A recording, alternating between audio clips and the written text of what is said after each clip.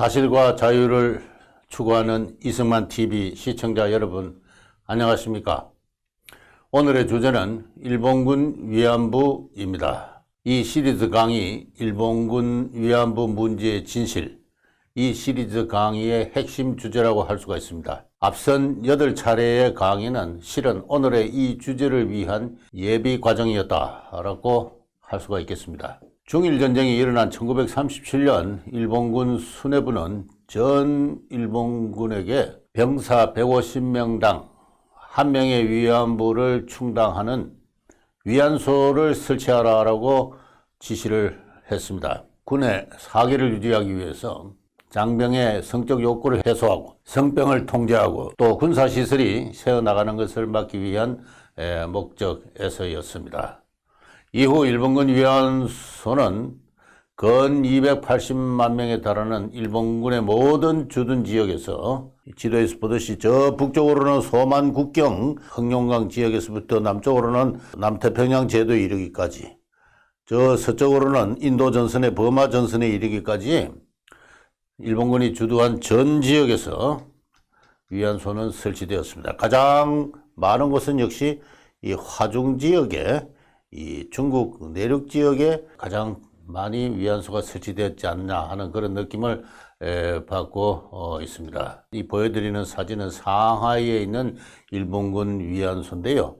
위안소를 감독하는 어떤 헌병과 위안소의 종업원들, 일본말로는 나가이라 그랬습니다. 그 위안부들 그 자체는 아니었던 것 같고 이 사람들과 찍은 사진입니다. 그래서 성전 대성의 그 용사들을 크게 환영한다 하는 그런 또 구호도 이렇게 붙어 있는데요. 이러한 위안소에 소속되어서 일본군에게 성적 위안을 제공하는 여인들이 곧 위안부였습니다. 위안소는 1937년 이전에도 부대에 따라서 일선 지휘관의 재량으로 설치되기도 했습니다만은 그에 속한 여인을 위안부라고 호칭하지는 않았습니다.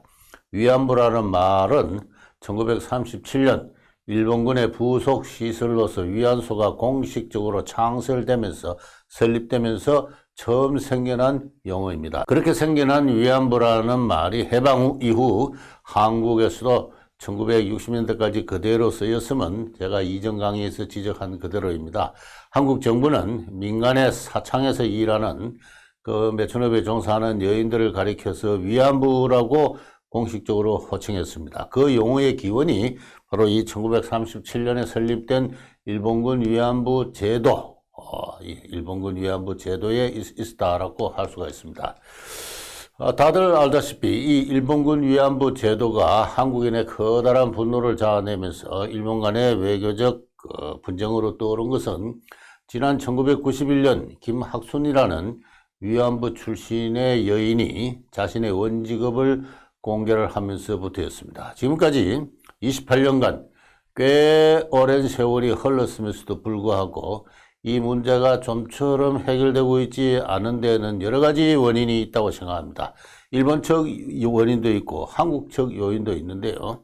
한국 측 요인을 지적하자면 처음부터 지금까지 28년간 이 위안부 제도에 관해서 적지 않은 오해가 있었다고 하겠습니다. 오해의 대표적인 한 가지를 지적하자면 위안부와 여자 근로정신대를 혼동했다는 점입니다. 여자 정신근로대는 전 시기에 여성이 군수공장으로 동원되어서 일정 기간 노동한 것을 말합니다. 일본과 달리 조선에서는 여성을 동원하는 일이 쉽지 않았고 그래서 일본에서처럼 대량으로 동원되지는 않았습니다. 이 보여드리는 사진은 일본 나고야에 있는 항공기 제작소에 도착한 조선 여자 근로정신대의 행렬입니다.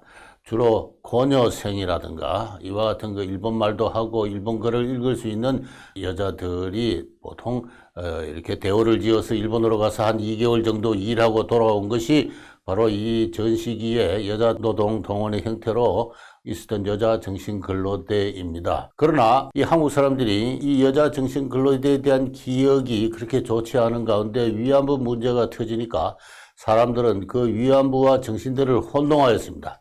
그리고 분노했지요. 일제가 여성을 동원하여서 전쟁으로 보내 위안부로 삼았다는 것입니다. 그렇지만 지금까지 그러한 사례는 단 한 건도 보고된 바가 없습니다. 이 사진에서 보는 바와 같이 이 군소공장으로 간 고녀생들 가운데서 위안부로 충당된 단 한 건의 사례도 지금까지 알려진 바가 없습니다. 그것은 사실이 아닙니다. 그렇지만 얼마 전까지만 해도 정신대는 위안부로 널리 혼동되었습니다. 예컨대 2007년도 인터넷 네이버 백과사전에서 정신대를 쳐보면요, 식민지 여성을 강제로 징용하여 일본 군인의 성적 욕구를 해소하기 위해 만든 성적 노예 집단인 종군 위안부를 일컫는 말이다. 아예 사전에다가 이렇게 정신대는 위안부다 이렇게 아예 써놓기도 했습니다. 요사이 찾아보니까 내용이 바로 잡혀져 있더라고요. 그래서 지금은 그에 관한 오해는 많이 불식된 상태입니다만, 그렇지만 지금도 아직도 적지 않게 그러한 오해가 도처에서 횡행하고 있는 것을 볼 수가 있습니다. 위안부 문제 해결을 어렵게 만든 또 하나의 요인이 있다면요, 그 수가 턱없이 과장되었다는 점입니다. 한때는 조선인 위안부가 20만 명이나 되었다는 황당한 설이 중고등학교 교과서에까지 실리기도 했습니다.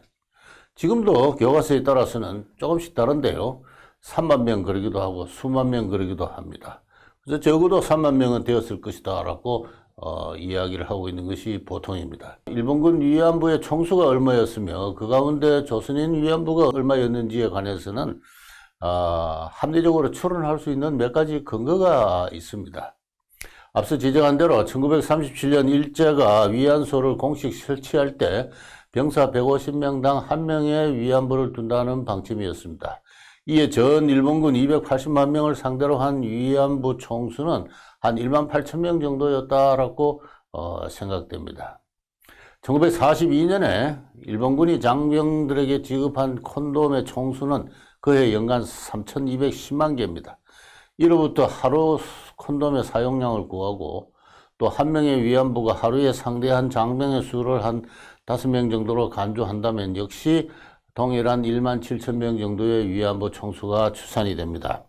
이 위안부의 민족별 구성을 보면요, 일본인이 40%, 현지인이 30%, 조선인이 20%, 기타 10% 그렇게 추산하는 것이 일반적입니다. 일본에서 대중적 매춘 사회가 성립하고, 그리고 일본군의 전선이 넓어짐에 따라서 일본인 매추업자들이 대거 그 뒤를 따라 진출한 것이 이 위안소의 기본 흐름입니다. 일본인 여성들이 가장 많았고요. 그 다음에 중국에는 중국 현지인, 버마에는 버마 현지인, 인도네시아는 인도네시아 현지인, 이 현지인이 30%고, 그 다음에 조선인이 한 20%, 기타 나머지는 다양하게 구성됩니다만, 이로부터 추산되는 조선인 위안부는 대체로 3,500명 정도입니다. 이 수치가 합리적인 수치다라고 이야기를 할 수가 있습니다. 제가 지난 시간에 중국 화북 지역에서 군 위안소를 운영한 조선인 매춘업자가 11명이었다. 11개의 위안소가 있었다. 한 개 위안소당 아무리 많이 잡아도 한 15명 정도입니다. 그렇게 하면은 그 위안소에 속한 여인의 숫자가 165명입니다. 다른 중국인이나 일본인이 경영한 위안소에 속한 조선인 여자도 있고 해서 그 수를 한 2배, 3배 잡아도 한 300~400명 정도 되는 것이 화북 지역에 존재한 조선인 위안부의 전수입니다. 이런 식으로 지역별로 여러 가지 정보를 모아서 추산을 할 수도 있습니다. 어쨌든 간에 대체로 저는 한 3,500명 정도가 합리적이다라고 생각합니다. 어쨌든 이 정도의 수치를 두고 또 아무리 많이 잡아도 한 5,000명을 넘지 않을 그 수를 두고 지금까지 3만 명 또는 20만 명이라고 주장을 해왔는데 그 과장이 너무 심했다고 생각합니다. 심지어 교과서에까지 그런 3만이니 20만이니 하는 숫자를 지금도 버젓하게 쓰고 있습니다. 지금은 20만 설은 교과서에 사라졌습니다만 한동안 잠시 나타나기도 했습니다. 이는 참으로 큰 문제가 아닐 수 없다고 생각합니다. 저는 1960년대 이래 50년간 한국의 국사 교과서가 총독부가 전국 토지의 40%를 국유지로 수탈해왔다고 기술해왔으니 얼마나 황당한 이야기인가를 지난 강의에서 지적했습니다. 제가 1992년부터 그 주장을 해왔는데 지금까지 참 많은 욕을 얻어먹었습니다. 그러나 아무도 거기에 대해서 반론을 하지는 않았습니다. 결국은 그 숫자는 교과서에서 지워졌습니다. 지금 이 위안부의 실수와 관련해서도 비슷한 현상이 지금 벌어지고 있습니다. 3만 명이니 수만 명이나 하는 그 교과서의 기술, 그래서 좀처럼 고쳐지지가 않습니다. 아무런 근거가 없는데 교과서를 짓는 사람은 무언가 숫자가 필요하기 때문에 그러한 숫자를 엉터리로 지어내어 가지고 사용하고 있고, 또 많은 사람이 그것을 믿고 있습니다. 저는 언젠가 한국 여성운동의 지도자급 되는 사람과 사석에서 토론한 적이 있는데요.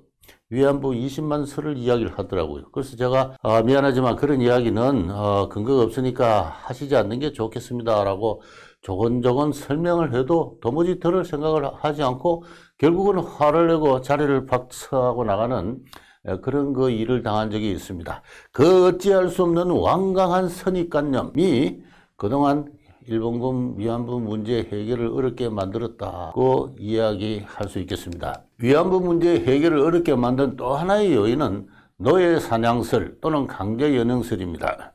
일본군 헌병이 길거리에서 여학생을 끌고 갔다, 밭에서 일하고 있는 여인들을 끌고 갔다, 역전에 지나가는 여인을 체포했다, 어느 마을에 트럭을 몰고 들어가 빨래터에서 빨래하는 여자들을 트럭으로 싣고 갔다, 뭐 이런 식의 이야기가 많습니다. 실제로 이 화면에서 보는 일본인 요시다 세이지라는 사람이 그런 이야기를 만들어낸 유명한 사람 중에 한 사람입니다.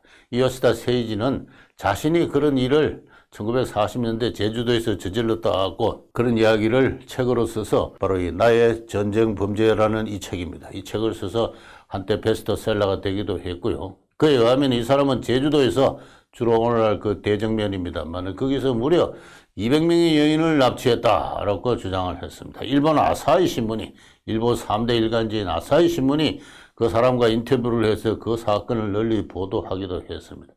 결국 밝혀졌습니다만 세월이 한 20년이 지난 다음에 이 요시다 세이지는 허명과 돈을 추구해서 그러한 이야기를 날조를 했음이 밝혀졌습니다. 아사히 신문도 그 사건이 오보라는 것을 결국 인정했지요. 그 때문에 아사히 신문의 신용도가 크게 추락해서 독자가 무려 200만 명이나 감소했다는 그런 그 이야기를 들은 적도 있습니다.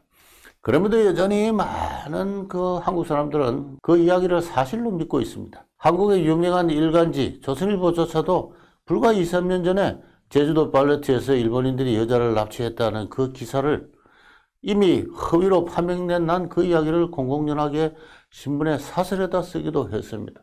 요시다와는 별도로 한국에서는 이 위안부 문제가 불거진 이래 수많은 여러 소설이나 영화가 만들어져서 그런 비슷한 이야기를 소재로 삼았습니다.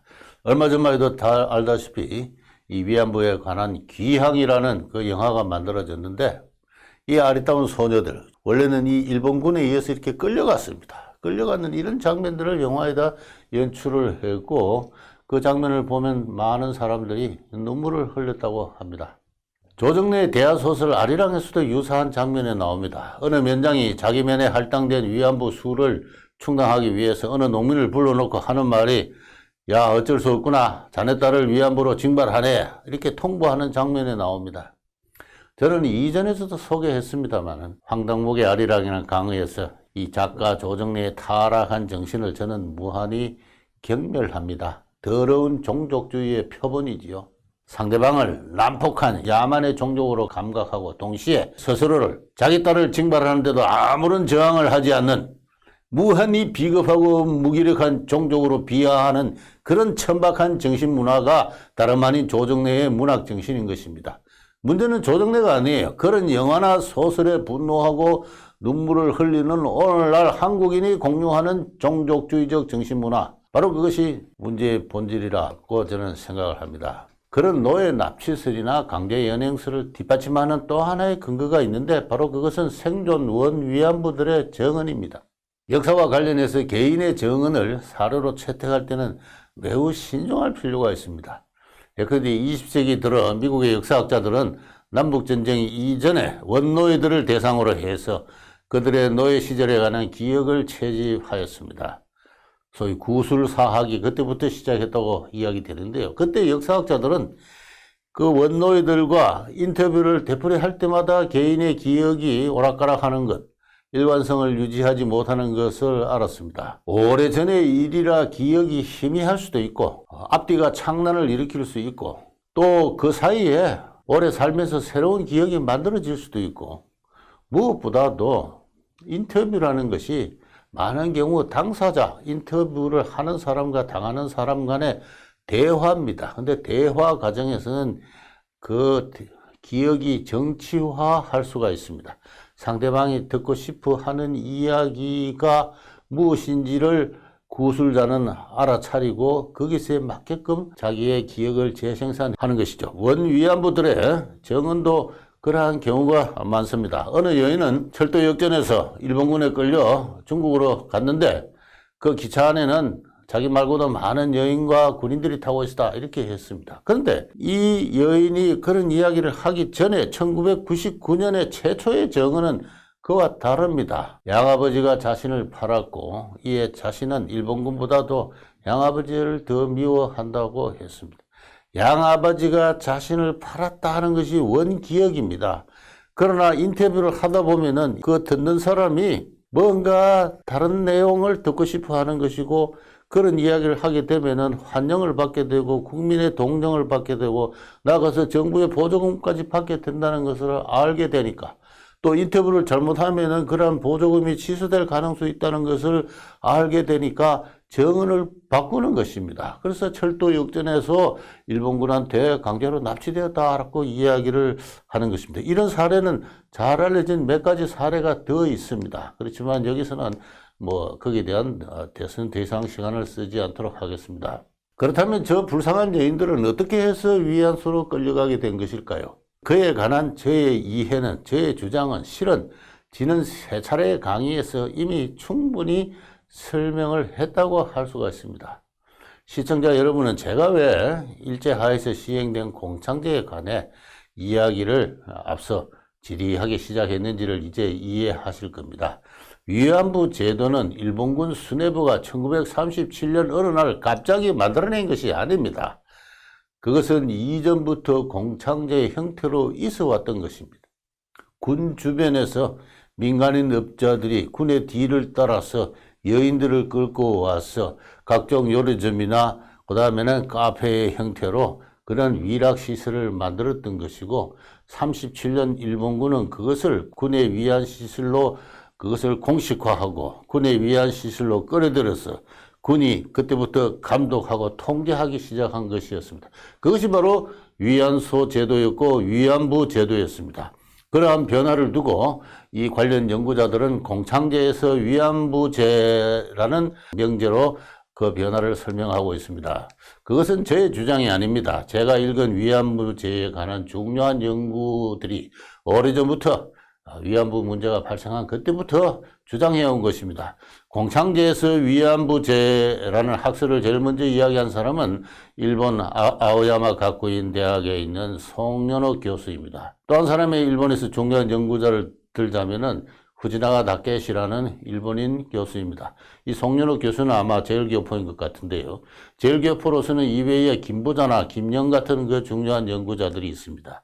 이들 일본에서 활동하고 있는 연구자들은 위안부 문제가 제기된 이래 일찍부터 일본군 위안부 제도는 공창제라는 후방부대를 전제로 해서 편성된 전방부대다, 이런 식으로 이야기를 해왔습니다. 우리 국내에서도 그들과 교류하면서 입장을 같이 하는 연구자가 있는데요. 윤명숙이라든가 박정혜 씨 이와 같은 분들이 그런 사람들이라고 생각을 합니다.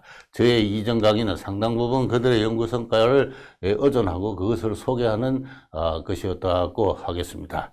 여기서 이전 강의의 내용을 다시 한번 상기해 주시기 바랍니다.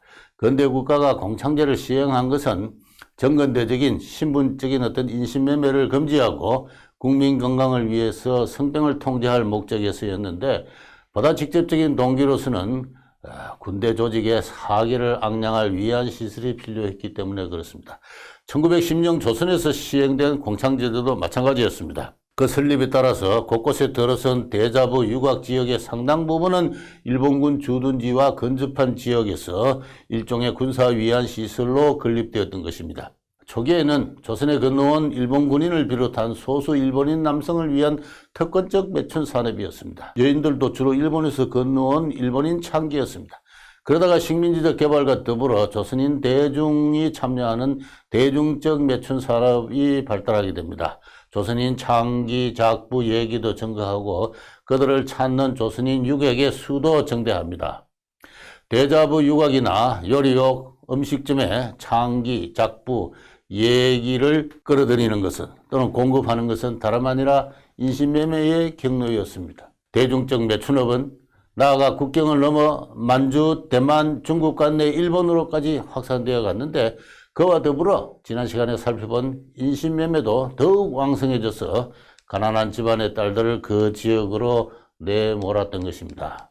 역시 이전에 말씀드린 바입니다만 이 시장에서는 일찍부터 각종 업소에 여인들을 공급하는 주선업이 요사이 말로 하면 일종의 직업중개소 같은 것들이 발달해 있었습니다. 여인들은 일본군에게 잡혀간 것이 아니라 이들 주선업자에 의해 끌려간 것입니다. 가난한 집안의 비정한 아버지들은 이 주선업자들로부터 전대금을 받고 딸을 팔아 넘긴 것이지요.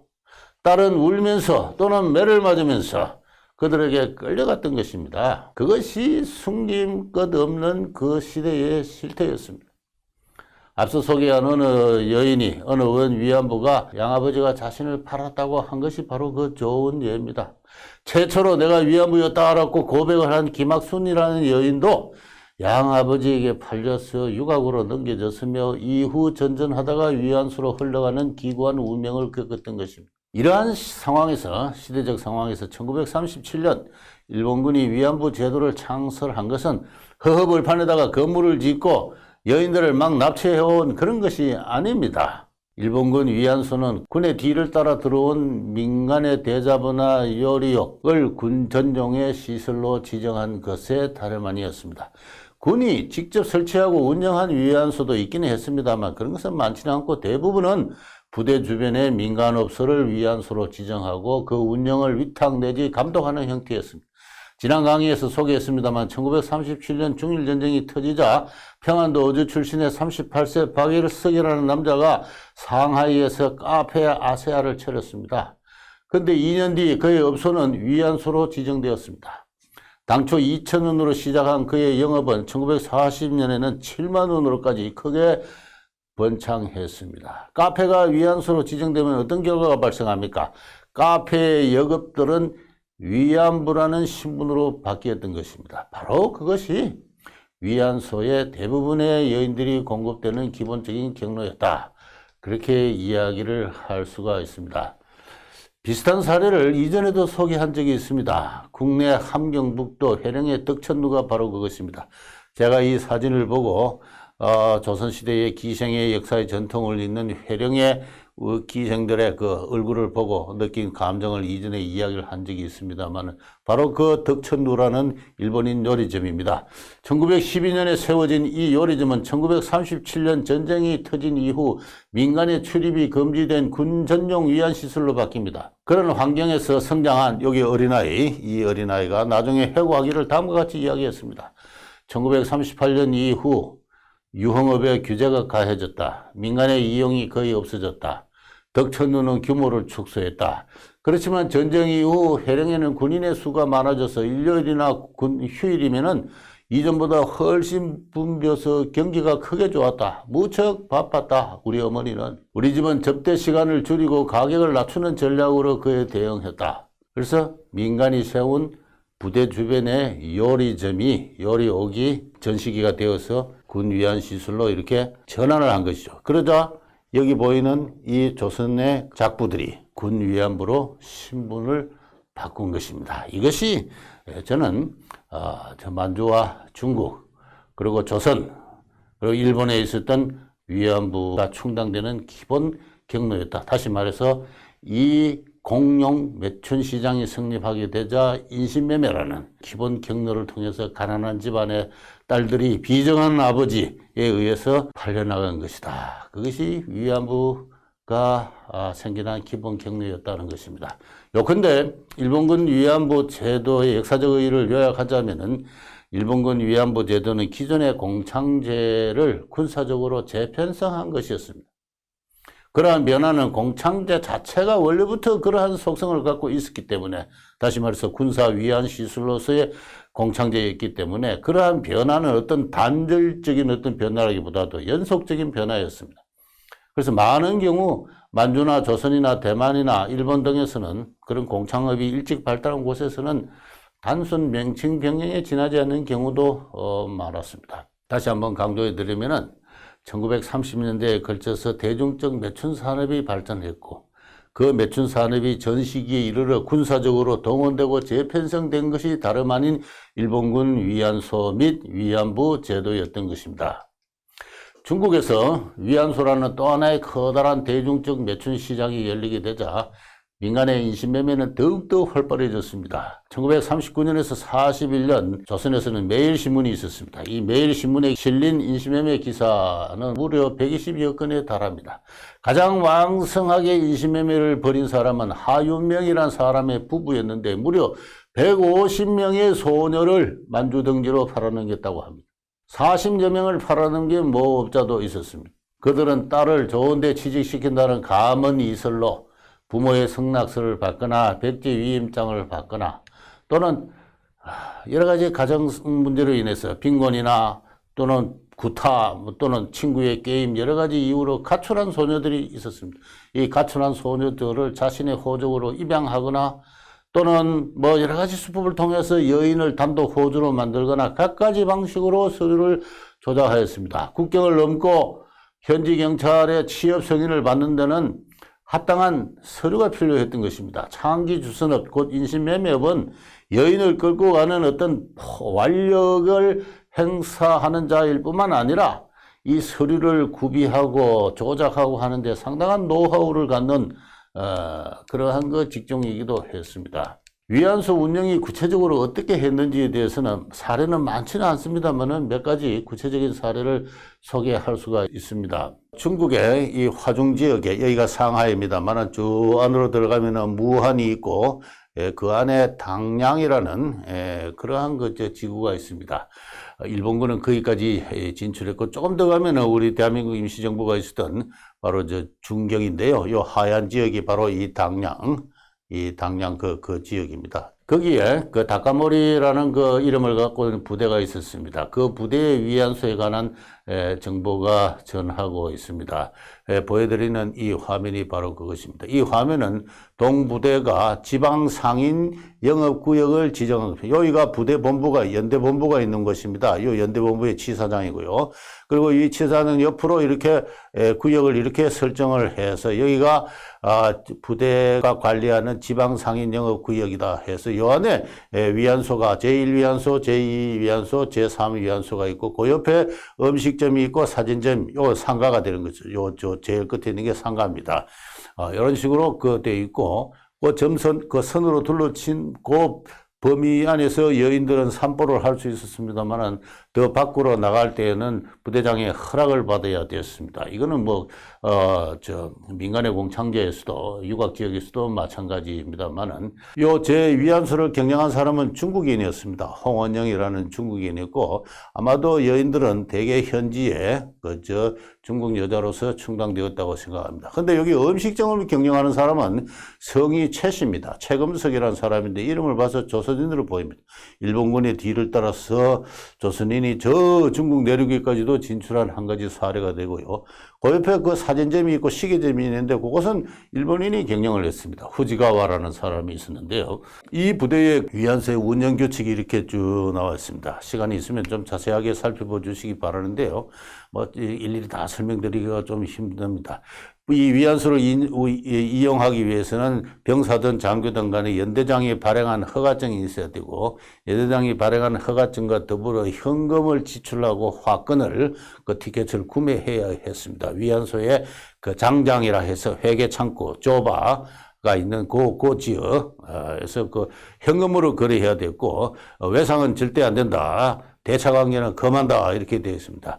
이 위안소 안에서는 음식을 먹거나 노래를 부르는 것은 금지되어 있고 그 다음에 난폭한 행동은 또 일체 헌병에 의해서 단속되도록 되어 있고 그 다음에 병사들의 이용시간, 하사관의 이용시간, 그 다음에 준사관 이상 장교들의 이용시간 그리고 시간당 30분당 또는 1시간당 비용은 얼마다 병사들이 30분 이용할 때는 1원, 1시간 이용할 때는 2원 이런 식으로 되어 있고, 그 다음에 이 닭가머리 부대의 각 중대별로 1위안소, 2위안소, 3위안소를 이용할 수 있는 날짜가 그 요일이 지정되어 있었습니다. 반드시 사크, 콘돔을 차도록 하역되어 있었고요. 민간의 이용은 금지되고 있었습니다.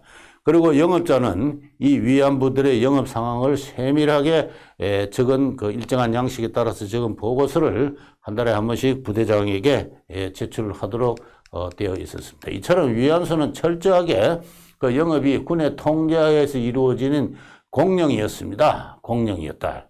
그런 의미에서는 공창업이 군대로 끌려 들어와 재편성된 것이다. 그렇게 이야기를 할 수가 있습니다.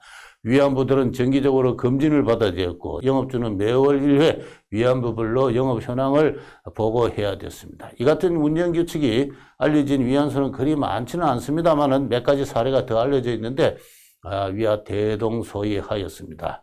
저는 이 운영규칙을 오래전에 읽은 바가 있고, 이걸 보고, 이거는 조선 총독부가 전국 한 30군데 이 대자부 지역을 설정하면서 발표한 그 대자부 지체 규칙하고 별 다를 바가 없구나, 그렇게 생각한 적이 있습니다. 그러다가 앞서 말씀드린 대로 여러 연구자들의 연구를 읽어보니까 바로 공창제에서 위안부 제도라는 그러한 연구 성과가 있는 걸 알고 제가 자신을 갖고 이 강의를 시청자분들께서는 처음 듣는 이야기고 좀 거부감을 느끼시는 분도 있겠습니다만은 연구자의 입장에서 나름대로 어떤 소신을 갖고 이야기할 수가 있는 것입니다. 마지막으로 한 가지 더 사례만 소도록 하겠습니다. 중국 남쪽에 광동, 여기가 심천이고요. 오늘날의 심천이고, 저 내려가면 베트남 국경입니다. 그 언저리에 광동 자치구역에 남령이라는 곳이 있고, 그 밑에 험주라는 곳입니다. 중국말로 진처우라 하는데, 이 진처우 제남방에 있었던 그 일본군의 한 그 위안소 이야기입니다. 이 보여드리는 이 자료는 대단히 희귀한 것으로서 한 달에 한 번씩 위안소의 영업 상황을 부대장에 보고하게 되어 있는데 그 서류 중에 하나입니다. 이 진처우 일본군 위안소는 업소가 모두 그 구역 안에 10개가 있었습니다. 조일, 아사히 뭐 이런 식으로. 근데 10개의 업소 이름을 보면은 대개 일본식입니다. 그래서 일본인 업자들이 일본 여인들을 이끌고 여기까지 왔구나라는 것을 알 수가 있습니다. 물론 멀리서까지 자꾸 리크루트를 할 수는 없고 현지 여성들도 점점 더 시간이 지남에 따라서 많아졌다라고 할 수가 있겠습니다. 한 위안수당 대개 5명 내지 6명이었고요. 문제는 여기 전출 전입이 있습니다. 1946년 한 달 만에 전출을 나간 여자가 16명, 전입해 들어온 명이 5명이다. 이 사실은 대단히 중요합니다. 계약 기간이 만료가 되거나 합당한 사유가 발생하면 여인들은 위안소 밖으로 전출해서 고향으로 돌아가거나 또는 다른 위안소로 가기도 했던 것입니다. 이 사실을 제가 다음 시간에 좀 더 구체적으로 소개를 하면서 기존의 연구자들이 이야기하는 성노예설을 나중에 비판할 그런 생각입니다. 그 밑에 보면은 위안소별로 한 달 총 수입이 있고요. 그 다음에 위안부 1인당 1일 평균 수입이 쭉 나옵니다. 1일 평균 수입이 18원 정도입니다. 아까 계급별 이용요금이 나오는데 대체로 계산해 보면은 병사나 하사관이나 장교 하루에 한 5명 정도를 여인들은 맞았다고 생각합니다. 대중적 매춘산업이 군사적으로 재편성될 때 그 노동의 강도는 대단히 격렬했다라고 하겠습니다. 지난 시간에 소개했듯이 만주에서 발달한 한국인 매춘업의 어느 여인은 하룻밤에 30명도 맞았다고 했는데요. 그건 예외적인 경우겠습니다만, 그러나 이 군사적으로 편성된 대중적 매춘 산업의 노동 강도는 대단히 강렬했다라고 할 수가 있겠는데, 그만큼 또 고소득이기도 했습니다. 하루에 평균 18일이라면은 당시 소학교를 나온 공장에서 취업한 여공들의 2달어치 월급입니다. 하루에 2달어치 월급을 버는 것이죠. 물론 여기서 식비나 생활비나 또는 업주, 포주에 대한 전차금은 대개 200원 정도였습니다. 이런 정도의 수익이라면은 전차금은 그 여인들을 얽어맬 그런 굴레는 되지 못했다고 생각을 합니다. 군의 보고와에서 영업은 안정적이었습니다. 이 보고서를 자세히 읽으면은 이 1940년 6월 한 달에 위안소에서 난폭한 행동을 한 사사관과 병사 1명이 헌병들에 의해서 어떻게 다스려졌다는 그런 보고까지도 있습니다. 이 먼 곳까지 조선의 여인들이 여기까지 올 리는 없었습니다. 대부분 일본인이나 현지인이었다고 광독 자치구의 현지인이었을 수도 있습니다만, 그러나 1942년이 되면은 일본군이 동남아로 진격하면서 이야기가 달라집니다. 이 먼 곳까지 조선의 여인들의 행렬이 이어지게 되었습니다. 거기에 대해서는 다음 시간에 또 설명드리도록 하겠습니다. 오늘은 여기까지 하겠습니다. 감사합니다.